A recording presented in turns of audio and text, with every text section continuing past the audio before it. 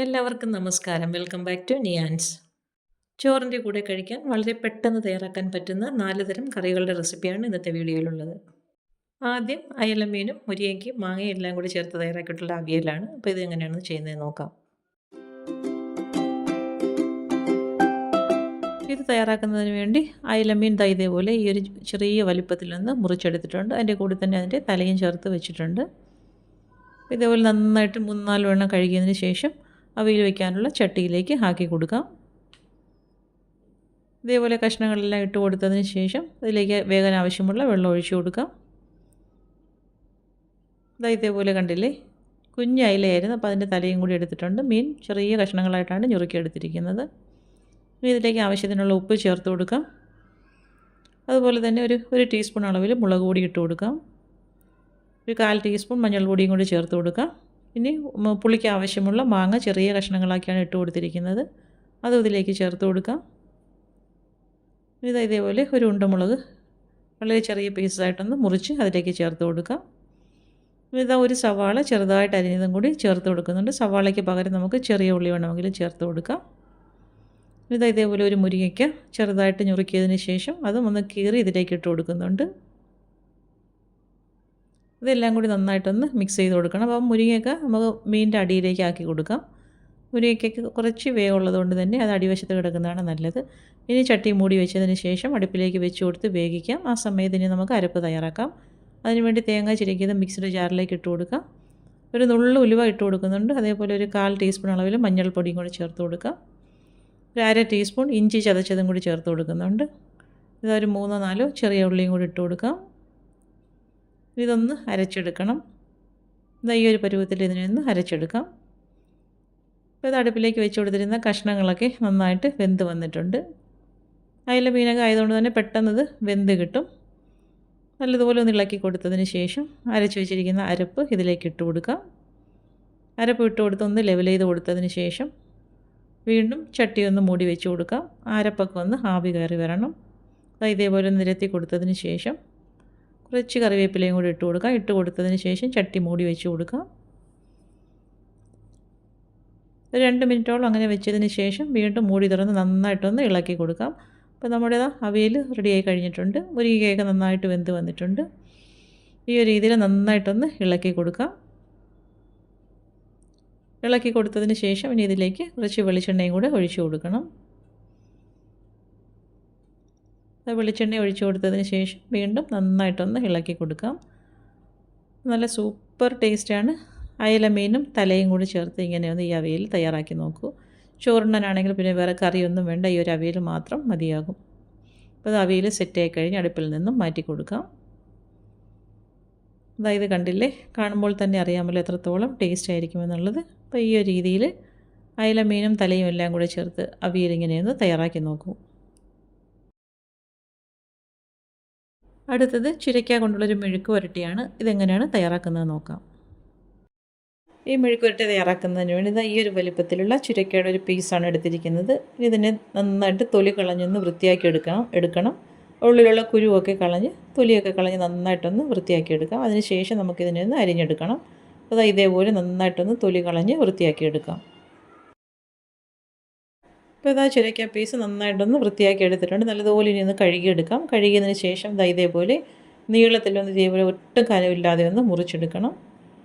അപ്പോൾ ഇത് മെഴുക്ക് പുരട്ടുന്നതിന് നന്നായിട്ട് കനം കുറച്ചാണ് അരിഞ്ഞെടുക്കേണ്ടത്. അപ്പോൾ ഈ ഒരു രീതിയിൽ നന്നായിട്ട് നീളത്തിൽ കനം കുറച്ചൊന്ന് മുറിച്ചതിന് ശേഷം ഇനി ഇതിനെല്ലാം കൂടെ അടുക്കി വെച്ചിട്ട് ഇതേപോലെ ചെറിയ ചെറിയ പീസസ് ആയിട്ടൊന്ന് മുറിച്ചെടുക്കാം. അപ്പോൾ ഈ രീതിയിൽ നന്നായിട്ട് കനം കുറച്ച് വേണം മെഴുക്ക് പുരട്ടിക്ക് വേണ്ടി ഇത് അരിഞ്ഞെടുക്കാൻ. അപ്പോൾ അത് എടുത്ത് വെച്ചിരുന്ന ആ ചുരയ്ക്ക ഈ ഒരു വലുപ്പത്തിൽ എല്ലാം നന്നായിട്ടൊന്ന് അരിഞ്ഞെടുത്തിട്ടുണ്ട്. അപ്പോൾ ഇതേപോലെ അരിഞ്ഞെടുത്തതിന് ശേഷം ഇതിലേക്ക് കുറച്ച് ചെറിയ ഉള്ളിയും കൂടെ വേണം. ഒരു 10 ചെറിയ ഉള്ളിയോളം എടുത്ത് തൊലി കളഞ്ഞ് നന്നായിട്ട് അതൊന്ന് കഴുകി വൃത്തിയാക്കി എടുത്തിട്ടുണ്ട്. അതും ഇനി ചെറിയ ചെറിയ പീസസ് ആയിട്ടൊന്ന് മുറിച്ചെടുക്കാം. മെഴുക്ക് പുരട്ടിക്ക് ചെറിയ ഉള്ളി ചേർത്ത് കൊടുക്കുന്നതാണ് ഏറ്റവും നല്ലത്. അപ്പോൾ ഈ ഒരു രീതിയിൽ എടുത്ത് വെച്ചിരിക്കുന്ന ചെറിയ ഉള്ളി അത്രയും ഒന്ന് മുറിച്ചെടുക്കാം. ഇപ്പോൾ ചുരയ്ക്കയും ചെറിയ ഉള്ളി അരിഞ്ഞെടുത്തിട്ടുണ്ട്. ഇനി നമുക്ക് മെഴുക്ക് പുരട്ടിക്കാനുള്ള ചട്ടിയിലേക്ക് വെളിച്ചെണ്ണ ഒഴിച്ചു കൊടുക്കാം. ചൂടായി വരുമ്പോൾ അതിലേക്ക് കടുകും വറ്റൽമുളകും കറിവേപ്പിലയും കൂടി ഇട്ട് കൊടുത്തൊന്ന് മൂപ്പിച്ചെടുക്കാം. ഇതെല്ലാം കൂടി നന്നായിട്ട് മൂത്ത് വരുന്ന സമയത്ത് അരിഞ്ഞു വെച്ചിരിക്കുന്ന ചെറിയ ഉള്ളി ഇതിലേക്ക് ചേർത്ത് കൊടുക്കാം. ഇതെല്ലാം നന്നായിട്ട് മൂത്ത് വരുന്ന സമയത്ത് ഇത് അരിഞ്ഞ് വെച്ചിരിക്കുന്ന ചെറിയ ഉള്ളി ഇതിലേക്ക് ഇട്ട് കൊടുക്കുന്നുണ്ട്. ഉള്ളി ഇട്ട് കൊടുത്തതിന് ശേഷം നന്നായിട്ടൊന്ന് വഴറ്റി കൊടുക്കണം. അപ്പോൾ ഈ ഒരു രീതിയിൽ നല്ലതുപോലെ ഒന്ന് വഴറ്റിയെടുക്കാം.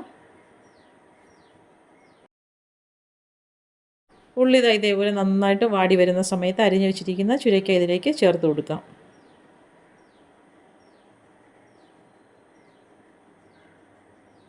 അപ്പോൾ ചുരക്കയും ചേർത്ത് കൊടുത്തതിന് ശേഷം നമുക്കിനി ഇതിലേക്ക് എരിവിന് ആവശ്യമുള്ള പച്ചമുളകും കൂടി ചേർത്ത് കൊടുക്കാം. പച്ചമുളക് ഇട്ട് കൊടുത്ത് ഇനി ആവശ്യത്തിനുള്ള ഉപ്പും കൂടി ചേർത്ത് കൊടുക്കണം.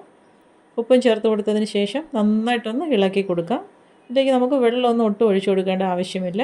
ഇത് ചുരക്കയൊക്കെ പെട്ടെന്ന് തന്നെ വെന്ത് കിട്ടുന്നതാണ്. അപ്പോൾ ഈ ഒരു രീതിയിൽ നന്നായിട്ടൊന്ന് ഇളക്കി കൊടുക്കാം. ഇളക്കി കൊടുത്തതിന് ശേഷം ഫ്ലെയിം നല്ലതുപോലെ ഒന്ന് സിമ്മിലാക്കിയതിന് ശേഷം ചട്ടി മൂടി വെച്ച് കഷ്ണങ്ങളൊക്കെ ഒന്ന് വേകുന്നത് വരെ വെയിറ്റ് ചെയ്യാം. വെള്ളം ഒട്ടും ചേർത്ത് കൊടുക്കേണ്ട ആവശ്യമില്ല. അത് ഇതേപോലെ ഒന്ന് മൂടി വെച്ച് കൊടുക്കുന്നുണ്ട്. ഇടയ്ക്ക് തുറന്നതിന് ശേഷം വീണ്ടും ഒന്ന് ഇളക്കി കൊടുക്കാം. വെള്ളം ഒട്ടും ചേർക്കാത്തത് കൊണ്ട് തന്നെ ഇടയ്ക്കിടയ്ക്ക് ഒന്ന് ഇളക്കി കൊടുക്കണം. വീണ്ടും അത് മൂടി വെച്ച് കൊടുക്കാം. വീണ്ടും ഇതേപോലെ ഒന്ന് തുറന്നതിന് ശേഷം ഒന്ന് ഇളക്കി കൊടുക്കാം. അപ്പോൾ ഈ ഒരു രീതിയിൽ 2-3 തവണ ഒന്ന് മൂടി വെച്ച് തുറന്ന് ഇളക്കി കൊടുക്കാം. മെഴുക്കുവരട്ടി പെട്ടെന്ന് തന്നെ റെഡിയായി കിട്ടും. ഇപ്പോൾ ഇതാ നന്നായിട്ട് മെഴുക്കുവരട്ടി സെറ്റായി വന്നിട്ടുണ്ട്. ഇനി ഇത് നമുക്കിങ്ങനെ ഒന്ന് ഇളക്കി കൊടുത്താൽ മതിയാകും. കഷ്ണങ്ങളൊക്കെ നന്നായിട്ട് വെന്ത് വന്നിട്ടുണ്ട്. അപ്പോൾ ഇത്രയേ ഉള്ളൂ. ചുരുക്കി കൊണ്ട് നല്ല സിമ്പിളായിട്ട് തയ്യാറാക്കാൻ പറ്റുന്ന ഒരു മെഴുക്കുവരട്ടിയാണ്. ഈ ഒരു രീതിയിൽ ഇങ്ങനെയൊന്ന് തയ്യാറാക്കി നോക്കൂ. ഇപ്പോൾ അതായി മെഴുക്കുവരട്ടി സെറ്റായി വന്നിട്ടുണ്ട്. ഇനി നമുക്ക് ഫ്ലെയിം ഓഫ് ചെയ്ത് അടുപ്പിൽ നിന്ന് മാറ്റി കൊടുക്കാം. അതും നല്ല അടിപൊളി ടേസ്റ്റാണ്. ഈ ഒരു രീതിയിൽ ചുരുക്ക കൊണ്ട് ഇങ്ങനെയൊന്ന് മെഴുക്കുവരട്ടി തയ്യാറാക്കി നോക്കൂ.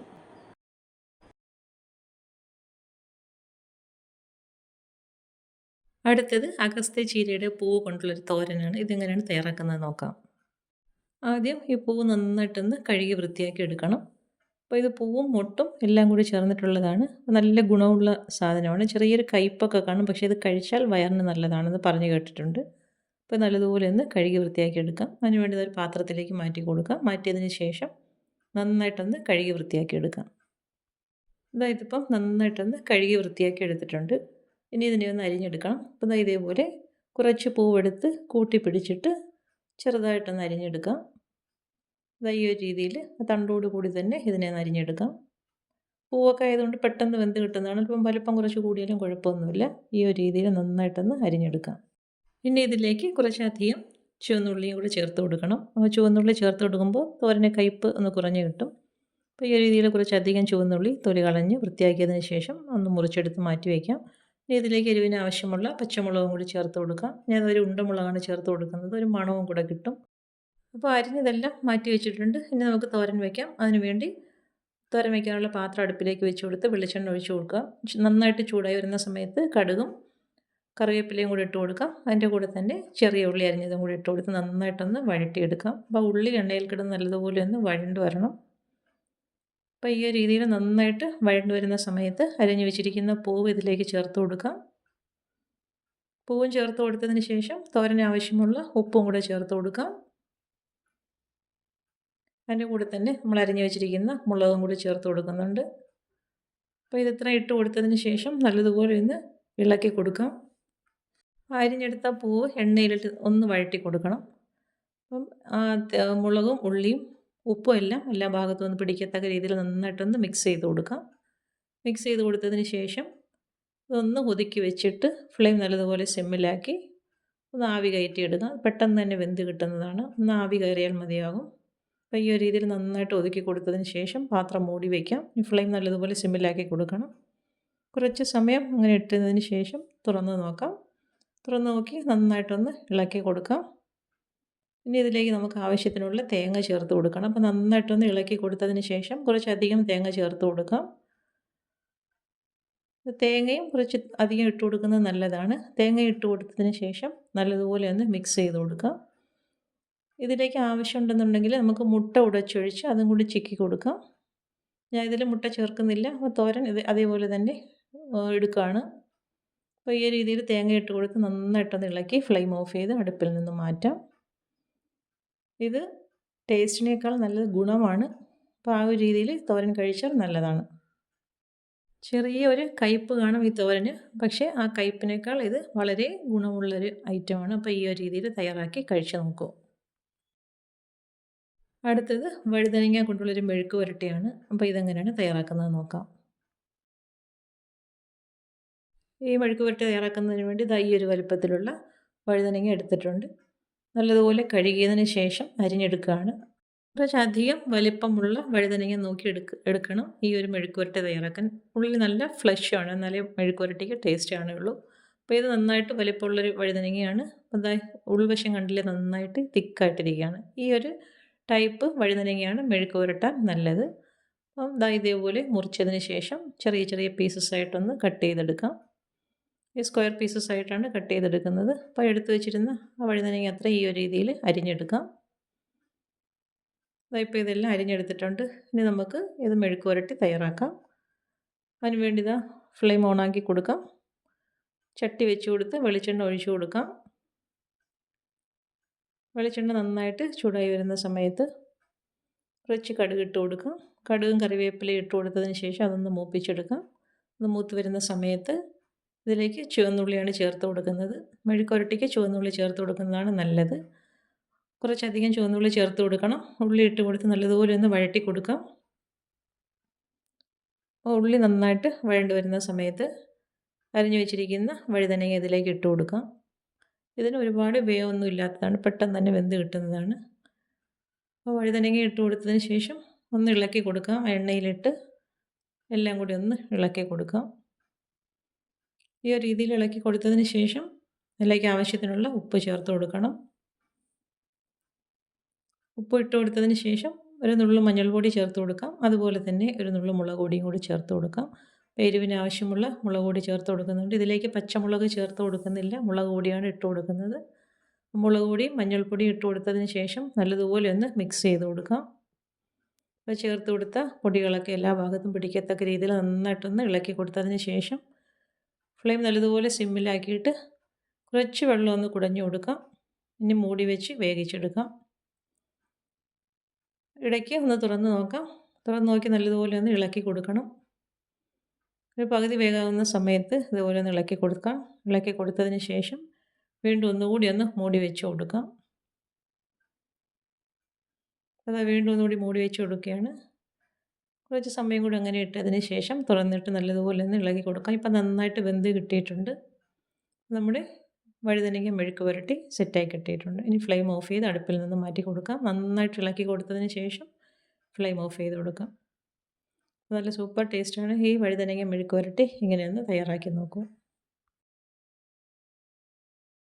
അപ്പോൾ ഇന്നത്തെ വീഡിയോ ഇത്രയേ ഉള്ളൂ. ഇഷ്ടമായ ലൈക്ക് ചെയ്ത് സബ്സ്ക്രൈബ് ചെയ്ത് സപ്പോർട്ട് ചെയ്തേക്കും. എന്തെങ്കിലുമൊക്കെ അഭിപ്രായങ്ങളുണ്ടെങ്കിൽ കമൻറ്റ് ചെയ്യൂ.